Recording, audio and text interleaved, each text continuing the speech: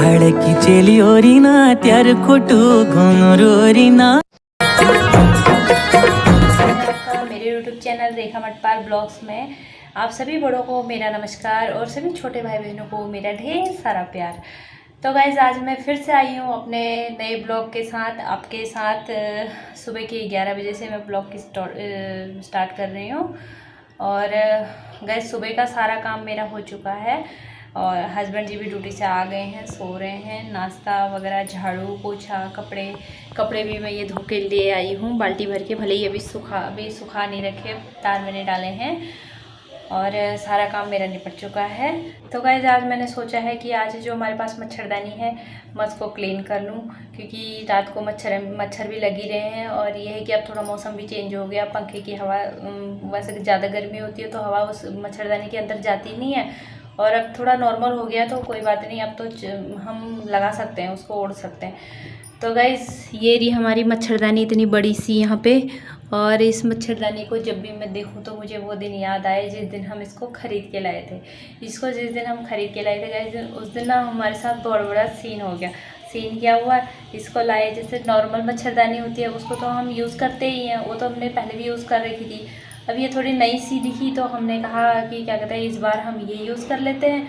तो ये ले तो आए, उस टाइम उन्होंने दिखा है बहुत बढ़िया है ये है। फिर दुकानदार लोग तो थोड़ा अपनी चीज़ की बड़ाई करते ही हैं, तो हम ले आए। अब उस टाइम पे लाना भी ज़रूरी हो रहा था क्योंकि हमारे घर में उस टाइम सफ़ेदी हो रही थी और काफ़ी ऐसे धूल मिट्टी में ऐसे मच्छर वगैरह काफ़ी कुछ हो भी जाता है, मच्छर वगैरह आ भी जाते हैं।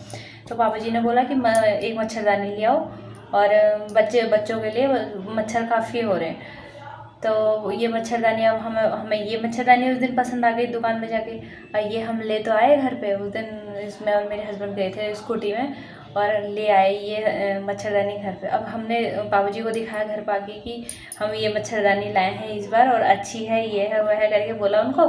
अब चलो खोल के देखा, हमने खोल के देखा, वैसे भी तो अच्छी थी, ठीक है, पूरे बेड में आ रही थी, डबल बेड की है, पूरे बेड में आ रही, वैसे ठीक थी। लेकिन जब बारी आई इसको फोल्ड करके रखने की तो हमसे ये फोल्ड ही नहीं हुआ। अभी फोल्ड ही नहीं हुआ तो फिर बाबू जी ने बोला क्या फ़ायदा ऐसी मच्छरदानी का, कहाँ खड़ा करोगे इसको, कहाँ रखोगे, इतनी सारी जगह घेर ले रहा है, ये है वह करके। अब उन्होंने भी ऐसे बोल दिया। फिर हमने कहा यार बात भी सही है, अब इतनी बड़ी मच्छरदानी हम खड़ी करके रखें भी तो रखें कहाँ इसको, तो पूरा एक जगह एक दीवार तो यही घेर लेगा।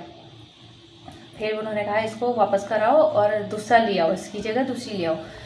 तो अब ये हमसे फोल्ड हुआ नहीं। अब इसको जैसे ही अभी खड़ा है ऐसे, ये इसी तरह हम इसको ले गए स्कूटी में रख के। हस्बैंड जी ने स्कूटी चलाई और मैं पीछे बैठ के इसको लेके बैठ गई। अब इतनी शर्म आए भाई साहब, यहाँ से मार्केट जाते तो हम दुकान नहीं पहुँचे तो इतनी शर्म आए। इधर उधर देख रहे तो ऐसा लग रहा लोग हमें ही देख रहे हैं, क्या ऐसे मच्छरदानी को ऐसे लेके क्यों जा रहे हैं करके। और वहाँ गए, उनको बोला भैया ये हमसे ना फोल्ड नहीं हो रही और ये वापस कर लो और हमें दूसरी दे दो। अब उन्होंने देखा, उन्होंने देख के उन्होंने कहा अब ये फोल्ड होएगी नहीं, इसकी तो टांगें टूट गई हैं। और क्योंकि ये जो तार है पता नहीं क्या सिस्टम, हमें भी समझ नहीं आया इसका। तो ये जो उन्होंने बोला कि इसकी तो टांगें टूट गई हैं, ये अब वापस नहीं होगा। क्या कहते फिर, अब उन्होंने तो बोलना है, जब चीज़ उनकी है तो हम ज़बरदस्ती भी नहीं कर सकते कि नहीं हमें नहीं चाहिए, हमें दूसरी चाहिए। तो हम इसको ऐसी की ऐसी वापस ले आए। अब है तो खैर डबल बेड का है, यूज़ में आ ही जाता है, पर लेकिन वही है इसको रखने की बड़ी समस्या है, बड़ी भारी समस्या कि इसको हम रखें तो रखें कहाँ हमें, क्योंकि हमें ये फोल्ड करना आया नहीं। और उन्होंने बोल दिया इसकी टांगें टूट गई हैं और हमसे हुआ भी नहीं उसके बाद ये फोल्ड। और फिर हमने कोशिश भी नहीं करी, बस ऐसी कैसी लगाते हैं बेड में और फिर बेड के साइड में ऐसी कैसी हम इसको रख देते हैं। तो आज ये थोड़ा गंदा, धूल मिट्टी से थोड़ा गंदा भी हो ही जाता है। अब नीचे बाथरूम में भी ना आए, मैं इसको धोऊँ कैसे, तो मैं इसको ले आई हूँ अभी छत पे और अब मैं इसको धो लेती हूँ। धूप भी है और छत पे इसको ये ले आई इसके लिए धोने के लिए। साबुन, ब्रश ये मैं ले आई हूँ और इसको अब ऐसे छत में बिछा के तब मैं इसे धोती हूँ। तब देखती हूँ किस तरह से इसको धोया जाए, कहीं पता लगे इसकी जाली फटी ना जाए। काफ़ी कमज़ोर सी भी है क्योंकि अब करीब 2 साल करीब हो गए हैं इसको लाए हुए भी। लेकिन वो दिन आज भी याद आता है मेरे को, जब मैं इसको धोने के लिए या इसको लगाने के लिए, ओढ़ने के लिए ऐसे यूज़ करती हूँ, तो मेरे को वो दिन ज़रूर याद आता है किस तरह से हम इसको यहाँ से वहाँ बाइक पे ले गए और बाइक पे ही नो स्कूटी पे ही हम वहाँ से घर पे इसको लेके आए। बड़ा भारी वाला सीन था उस दिन। सो गाइस ये थी इस मच्छरदानी की कहानी। चलो अब धो लेते हैं, इसको साफ कर लेते हैं। अगर मैं इस मच्छरदानी को ऐसी ही नीचे धोती हूँ छत में ऐसी बिछा के, तो ये साफ़ होने की बजाय और ज़्यादा गंदा हो जाएगा। तो मैं इसको पहले, मेरे पास है जाल में बिछाने वाला एक ये फाइबर है जाल में बिछाने वाला, तो मैं इसको बिछाऊंगी पहले छत पे और उसके बाद मैं इसके ऊपर तब मच्छरदानी धोऊंगी। क्योंकि अगर मैं इसको नीचे धोऊंगी तो क्योंकि छत पर अभी बारिश की वजह से छत पे लगी थी काई, और वो सब पता लगे मच्छरदानी पे चिपक गए, उसको साफ़ होने की बजाय पता लगे उसका हुलिया और ख़राब हो गया। तो मैं थोड़ा सा दिमाग लड़ा के ये काम कर लेती हूँ। तो देखिए आप भी देखिए, पता नहीं कि साफ़ होगा नहीं होगा, या सही से धुलेगा नहीं, सही रहेगी या ख़राब हो जाएगी, कोई पता नहीं है उस मच्छरदानी का, लेकिन कोशिश पूरी करते हैं।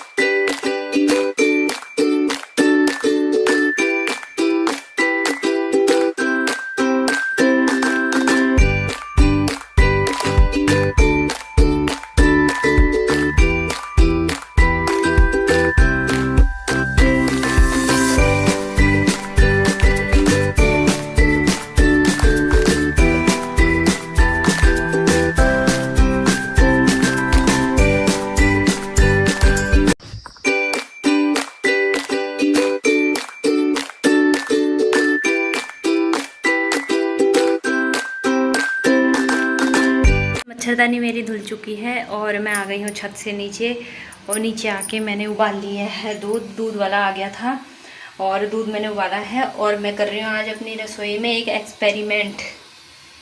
कामयाब होगा या नहीं वो मुझे नहीं पता, लेकिन मैं एक एक्सपेरिमेंट कर रही हूँ। ये है सत्तू और इसको मैंने गूंथ लिया है और इसके मैं बनाने जा रही हूँ बिस्किट। तो देखते हैं अब इसके बिस्किट बनते हैं या नहीं बनते हैं। वैसे मैंने इसमें घी भी डाला है और थोड़ी दूध लेके तो उसमें गूंद रखा है, और अब देखती हूँ कि मेरा एक्सपेरिमेंट सफल होता है या नहीं होता है।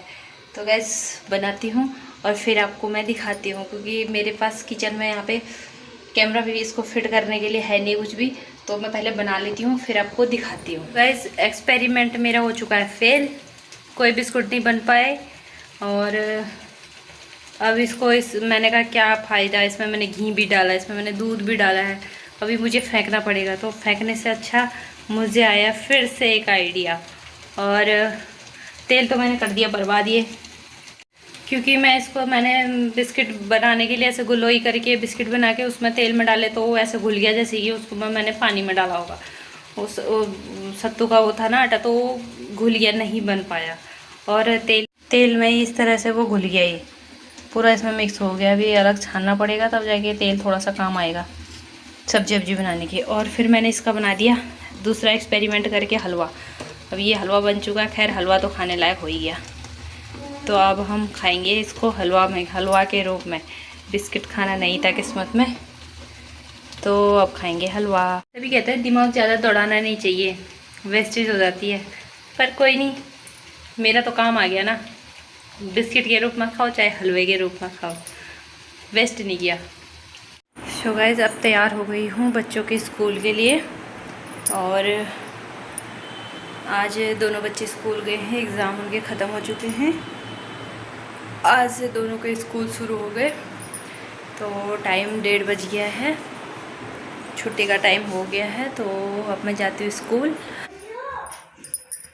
तो गाइस स्कूल से आने के बाद इनको थोड़ी देर होमवर्क वगैरह कराने के बाद फिर मैं थोड़ी देर सो गई थी और अब उठ गई हूँ। टाइम हो गया है 5, शाम का 5 बज गया है और हस्बैंड जी भी उठ गए हैं। अब मैं बनाती हूँ चाय पी के फिर जाएंगे वो ड्यूटी। शाम की चाय हमने पी ली है और हस्बैंड जी गए ड्यूटी और अब मैं कर रही हूँ शाम के खाने की तैयारी। और खाने में आज हमने हमारी छत में ना ये बेल उगी हुई थी। कोई कहता है इसको बंगाली पालक है, कोई कई नामों से इसको बोलते हैं, लेकिन मुझे भी नहीं पता इसका रियल नेम क्या है। लेकिन सब्ज़ी इसकी बहुत अच्छी होती है। तो मैं ये पत्ते ले आई हूँ अपने छत से तोड़ के। ये हमारी छत में हो रखा है और ये मैं अपने छत से तोड़ के लाई हूँ। तो अब मैं इसको धो के और फिर बना लूँगी। इस तरह के इसके पत्ते हैं। अब जिसको पता होगा प्लीज़ कमेंट करके मुझे भी बता देना कि इसका रियल नेम क्या है। वैसे मैंने जहाँ तक सुना है इसका नाम बंगाली पालक ही बोलते हैं इसको। और पत्तों के साथ साथ मैं लाई हूँ साथ में कड़ी पत्ता, जो कि मैं आलू और ये सब्जी के उसमें तड़का लगाऊंगी कड़ी पत्ते का। देखते हैं इसका टेस्ट कैसा आता है। तो आलू और ये बनाएंगे आज हम, आलू और ये बंगाली पालक ये बनाएंगे। और सब्ज़ी तो अच्छी होती है इसकी, पर प्लीज़ जिसको इसका असली नाम पता है मुझे भी बता देना कमेंट करके, ताकि मैं भी इसको उसी नाम से बोल सकूं।